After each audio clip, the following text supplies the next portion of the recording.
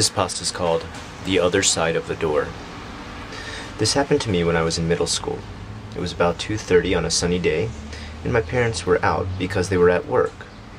My older sisters were also at school, and I was the only one at home because it was the anniversary of our school's founding and the day was off. I was in my room reading Dragon Ball manga and doing other things when I got thirsty. I went downstairs to the kitchen and drank a glass of barley tea. It was feeling kind of warm in the house, so I rinsed my face off at the sink before going back upstairs to my room.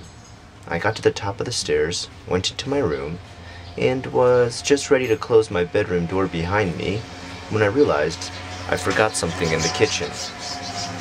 My glasses were sitting on the counter from when I had washed my face.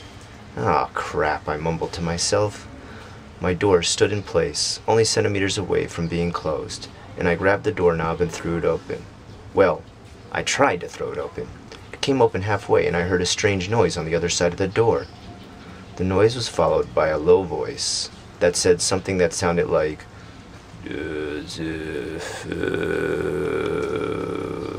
though I can't actually be sure. It was such an odd sounding word that I can't even really say if it was a word, a phrase, or just mumbling. That's just the closest I can exactly write it. DZUFU, I suppose? Even though it's not like any language I've ever heard. Another weird thing is that I couldn't tell if the voice was a man or a woman's. I was supposed to be the only one in the apartment, though. I froze in place. The voice had to have come from a place that was only a couple feet away from me. The only thing between us was the door. I was overcome with fear, but I tried to hold my ground. "What the hell are you doing in my house?" I said. "Come on, come out of there." I wish I could say that I thought it through logically, but my mind was racing at this point, and I thought threatening and screaming at whoever it was would be a good idea. I kicked the door open, scared of what might be on the other side. I wanted to be the first to attack. I felt like something bad would happen if I didn't. The door slid across the floor and opened completely. Nobody was there, though. For the rest of the day, I turned on my radio and blasted it with the door open. I sat facing towards the hallway and kept my kendo sword next to me until my parents got home. I know it probably doesn't seem like much, but it's the only weird thing that's ever happened to me. Hence, I posted it here on the forum.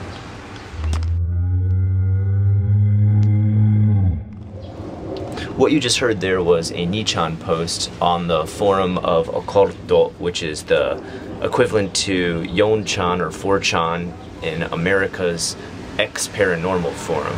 Oftentimes people post stories of paranormal experiences they've had there, and perhaps you've read a few on 4chan in America, and they might sound completely ridiculous, made up, or total myths and urban legends. Whereas if you tend to read them here in Japan, you'll find that most times the person has some sort of obvious truth behind what they're saying, and that's more so due to the face that people in Japan tend to want to save the tatamae, which is the face that you use outside, and save face within their own storytelling. That means they're not lying, they're not trying to make something up, they're not just using bravado and stuff to talk about how great they are. Usually when you get an account on there of something supernatural, it tends to be a totally true account. Now, I'm not saying that everything that happens is true, but I think that the person writing it really believes that it happened, and in some way they experienced what did happen, whether it be from an outside influence, a physical influence, or maybe even a supernatural one. Until next time, this was JPASTA. I'm Unrested. I'll see you next time.